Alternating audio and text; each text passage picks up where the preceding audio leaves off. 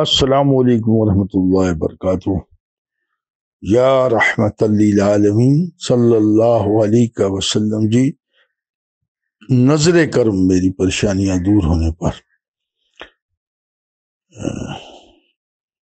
یہ میں نے کئی دفعہ بیان کیا کہ 1988 میں مئی کے مہینے میں رمضان شریف میں جب مسجد نبی صلی اللہ علیہ وسلم جی میں اعتکاف بیٹھا تو وہاں مجھے یہ نعمت عطا ہوئی۔ اس سے پہلے ہم سبھی جانتے ہیں وما صلی اللہ رحمت للعالمین صلی اللہ علیہ وسلم جی۔ ایک صاحب میرے برخودار دنیاوی طور پر بننے کے لیے میرے پاس آئے تھے، تو وہ بدماش، ہاں میں سچ کہہ رہا ہوں، آپ کو پتہ نہیں میرا لفظ کیسا لگے، ان کو اکثر میں نے گلی کوچے میں لڑتے ہوئے دیکھا ہے، لڑتے ہی بڑے تھے وہ بٹ کوئی بٹ سنے تو برا نہ منائیے گا، اور بٹ کا مطلب پتھر۔ میں تاؤ بٹ گیا نا کشمیر میں، تو وہ کہتے ہیں کہ بٹ کا مطلب کیا، تاؤ بٹ کیوں نہ ہے؟ وہ کیا تاؤ کا مطلب روٹی پتھر پر پکتی ہے، وہ گرم کر کے نا اس کو تاؤ بٹ، انہوں نے کہا اس لیے اس کی جو ہے نام رکھا گیا۔ خیر یہاں بھی میں نے دیکھا ہے آپ کے محلے میں جہاں بٹ ہیں تو وہ سنبھالے نہیں سنبھلتے، اور کئی نیک بھی ہر قسم کے ہوتے ہیں، لیکن اکثر مشہور ہے بٹوں کے متعلق، تو آپ بھی جانتے ہوں کہ ماشاءاللہ بڑے بڑے ولی اللہ بھی ہیں بٹوں میں نے دیکھا، کوئی مبلغ بھی ہیں میں نے دیکھا، ماشاءاللہ جو کسی لائن کو پکڑ لیتا ہے پھر اللہ تعالیٰ اس کے راستے کھولتے ہیں۔ تو وہ کسی حوالے سے میرے پاس ہے، میں نے انہیں درشی پڑھنے پر لگا دیا۔ میری عادت ہے جو کوئی نیا بندہ آئے نا جو بالکل درشی نہیں پڑھتا تو میں اس کو کہتا ہوں اتنا ہی پڑھ لو صلی اللہ علیہ وسلم۔ بہرحال وہ کافی دیر کچھ دیر اس کا میرا رابطہ رہا، پھر میں درشی پڑھنے پھر ان کو بٹھا کے پڑھانا ہر ہفتے، بیٹھو بھائی، اور ان سے بھی رابطہ ہو گیا۔ تو بٹ صاحب جناب بڑے اپنے دفتر میں نا ملازم تھے، وہ کہیں کیش وغیرہ لے کے پے وغیرہ کی اس زمانے میں ہوتا تھا کہ جا کے جسے خزانہ کہتے ہیں عام جگہوں پر، کہ یہ خزانے سے پیسہ لے کے آئیں، ٹھیک ہے جی۔ اور جیسے اے جی آفس وغیرہ بن گئے ہیں، یا ہم پرانے وقت میں خزانے کہتے تھے، لوگ پے بھی اس ٹائم جو ہے نقد ملتی تھی لوگوں کو، کوئی بینک شینک کے ایسے چکر نہیں تھے جو آج کل ہیں، تو تنخواہ لے کے چلے، تو جب آ رہے تھے تو رستے میں ان کو ڈاکو پڑ گئے،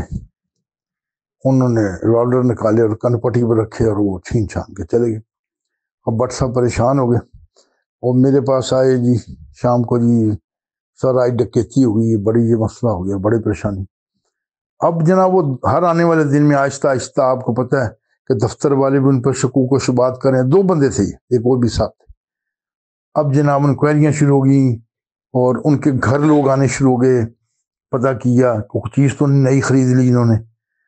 اور ہمسائے سے پوچھیں یہ بندہ کیسا فلاں ہے، ہمسائے کیا بتائیں کہ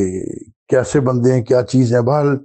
انہوں نے کہا نہیں جی کوئی ایسی ہم نے موومنٹ نہیں دیکھی کہ انہوں کو گاڑی خرید لی ہو یا کوئی موٹر سائیکل نہیں لی ہو، گھر میں فرنیچر بدل دیا، ویسے سوالات کرتے تھے۔ تو بڑی پریشانی بھی ہوگی، لوگ بھی بتاتے تھے کہ وہ بندے کچھ آئے تھے پوچھ رہے تھے آپ کے بارے میں، یہ خواتین بتا رہی تھی، پھر آہستہ آہستہ تو بڑی تذلیل سی محسوس ہو رہی تھی۔ تو قصہ مختصر اس طرح چلا، میرے پاس آئے، میں نے کہا بھائی ایک وظیفہ بتا دیتا ہوں، اب پریشانی بہت زیادہ ہے تو کرم ہو جائے گا، کیونکہ حضور نبی کریم رحمۃ اللہ علیہ سید خواجہ شاہ برار صلی اللہ علیہ وسلم جی کو اتنا بڑا اللہ سبحانہ تعالیٰ نے عہدہ دیا ہے، اتنا بڑا لقب دیا ہے، اتنا بڑی جو ان کو ایک کل مومنین کے لیے، ان کو لیے مسلمانوں کے لیے اتنی بڑی ایک ٹائٹل سے نوازا گیا ہے کہ آپ فیض حاصل کرنے کے لیے۔ تو میں نے کہا پڑھو گے جی پڑھ لوں گا میں، پریشان بہت تھے، میں نے کہا اس طرح پھر بتایا کہ جیسے پاکستان میں ہم لوگ انڈیا یہ قریب قریب بنگلہ اور تھوڑا سا رائٹ ٹرن کریں ہلکا سا تو یہ مدینہ شریف رخ ہوتا ہے۔ میں نے پڑھنا یا رحمت للعالمین صلی اللہ علیہ وسلم جی، نظر کرم میری ڈکیتی کا مال برآمد ہونے پر، اور کبھی جیسے تم کو میری پریشانی دور ہونے پر، تو نیت تو دل میں وہی ہوتی ہے نا کہ میری جو بٹ سب سسپینڈ ہو گئے، انہوں نے کہا جی نوکری سے نکال دیں گے، بڑی پریشانی ہوگی۔ تو یہ پڑھتے گئے پھر آگے بھی کچھ دیر ہی، مجھے نہیں لگتا کچھ زیادہ پڑھا ہو، لیکن شاید میں بھی کچھ دنوں میں پڑھا، کچھ دیز پڑھا۔ تو مجھے آئے میرے پاس، کہنے لگے جی ڈکیت پکڑے گئے تو وہ مان گئے کہ جی ہم نے ڈکیتی کی تھی، اور بٹ صاحب بیچارے جو نوکری سے نکال دیے گئے، پھر ان پر جو بحال ہوئے انہیں بڑی عزت ملی اور بڑا اللہ نے ان پر کرم کیا۔ اب جو انہوں نے دیکھا یہ معاملے، تو یہ وہ لوگ ہیں جن کا کسی طریقے سے میرے ساتھ رابطہ رہا، کافی بے شمار لوگ ہیں کہ جو ایسے میں سے کوئی جب انہوں نے دیکھا اس کا فیض و برکات، تو وہ ماشاءاللہ وہ پوری زندگی کے لیے درود پڑھتے رہتے. کبھی ملتے ہیں مجھے، میں سناؤ بھائی، اب تو بچوں والے ان کے 4-5 میں بچے بھی ہوئے ہیں کہیں پہ، تو میں ملتا ہوں کبھی، تو کہتے ہیں جی یہ سب یہ نہیں بھول سکتے ہم. اور اس دن میری عید ہوتی ہے جب مجھے مدینہ شریف سے کسی بھولے ہوئے ایسے بندے کا فون آتا ہے جو کہ 30 سال پہلے میرے پاس آتا تھا، یا ایسے وہ کہتا ہے جی کہ میں دبئی میں ہوتا ہوں، کوئی کہتا ہے میں فلاں جگہ ہوتا ہوں، تو کہتا ہے جی میں مدینہ شریف آیا تھا، تو سر آپ کی طرف سے 3000 درود پڑھ کے آپ صلی اللہ علیہ وسلم بارگاہ میں نے پیش کیا ہے. تو یقین جانے مجھے لگتا ہے وہ میرا عید کا دن، مجھے عید الفطر سے بڑھ کے وہ دن لگتا ہے کہ اصل کمائی تو تیری یہ ہے. اگر 10-20 کوٹھیاں بنا دیتا تو، اور جو اور بہت سارے معاملات تھے، اور تجھے موقع بھی زندگی میں ملے ہیں جی، تو پھر بھی تو نے یہ کام نہیں کیا، تو یہ بہت بڑی نعمت ہے. اس پوری گفتگو میں اگر کسی کوئی ایسا پہلو نکلے جس میں محسوس کرے کوئی میری تعریف ہے، میں بھائی کچھ بھی نہیں ہوں، میں بڑا ہی ایسے گنہگار سا بندہ ہوں. میں صرف نظر کرم کا قائل ہوں، وہ نظر کرم جو پیدائش پر ہوئی تھی ہمارے. آپ میں سے، میرے سمیت آپ میں سے کوئی مسلمان نہ ہوتا جب تک اللہ وحدہ لا شریک جل جلالہ جی آپ پر نظر کرم نہ فرماتے، اور اللہ کے حکم سے، اللہ کی مہربانی سے، شفقت سے، اس کی کریمی سے، رحیمی سے، رحمانی سے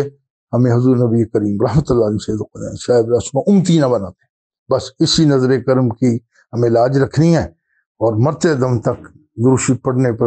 پڑھنا ہے، اور دعا بھی کرنی ہے اللہ سبحانہ وتعالی، یا اللہ ہمیں اس مرتے دم تک درود شریف پڑھنے پر لگائے رکھیے.